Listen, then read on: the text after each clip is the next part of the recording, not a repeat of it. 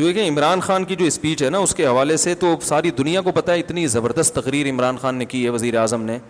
اس میں تو میرا خیال ہے کوئی بھی نہیں کہہ سکتا کہ دو رائے نہیں ہو سکتی. اور اس تقریر سے سب سے زیادہ جو پریشان ہوئے یہودی ہوئے ہیں, سب سے زیادہ یہودی پریشان ہوئے اس تقریر سے, کیونکہ کئی سالوں سے اسلام دشمن قوتیں میڈیا پہ جو پروپیگنڈا کر رہی تھی نا,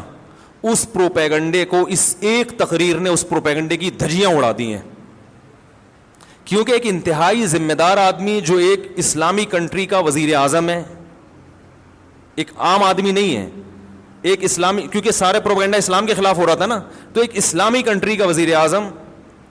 اور ایسی جگہ پہ کھڑے ہو کر کہ دنیا میں اس سے زیادہ حساس جگہ اور اہم جگہ کوئی ہو نہیں سکتی, اقوام متحدہ کی جنرل اسمبلی میں اتنی لمبی تقریر اتنے کانفیڈنس کے ساتھ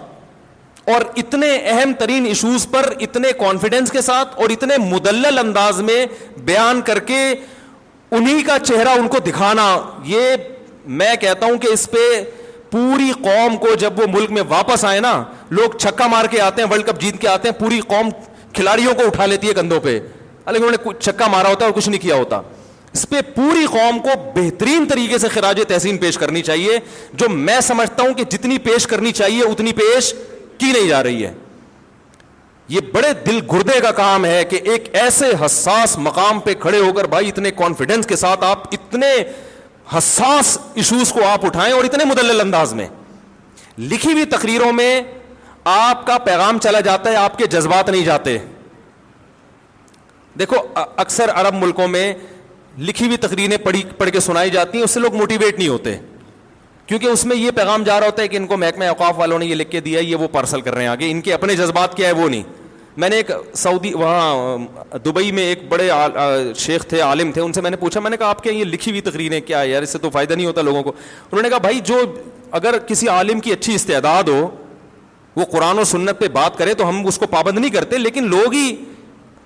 ذی استعداد نہیں ہوتے تو وہ پھر ادھر ادھر کی پھینکنا نہ شروع کرتے, اس لیے محکمہ اوقاف نے ان کو پابند بنایا گئی ہے. تو کہنا ہمیں کوئی وہ نہیں ہے. تو وہ مجھے بات ان کی بڑی مدلل لگی کہ بھائی وہ جو لوگ امامت کے لیے بھرتی ہونے کے لیے آتے ہیں ان میں اتنی صلاحیت ہی نہیں ہوتی,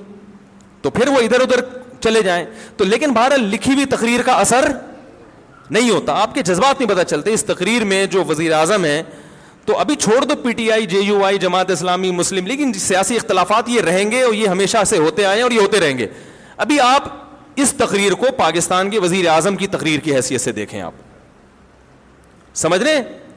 اس میں یہ اختلافات کہ پی ٹی آئی کیا کہتی ہے, جے یو آئی کیا کہتی ہے, جماعت اسلامی کیا کہتی ہے, مسلم لیگ کیا کہتے ہیں, وہ اختلافات اپنی جگہ ہیں, وہ ان کے اپنے اپنے رائے ہیں اور ہر ایک کی رائے کا احترام کرنا چاہیے. نہ میں کسی کو غلط کہہ رہا ہوں نہ صحیح کہہ رہا ہوں, لیکن میں یہ کہہ رہا ہوں کہ بھائی ہم اس وقت ایک پاکستانی قوم کی حیثیت سے, جس میں غیر مسلموں کو بھی شامل ہو جانا چاہیے, پاکستان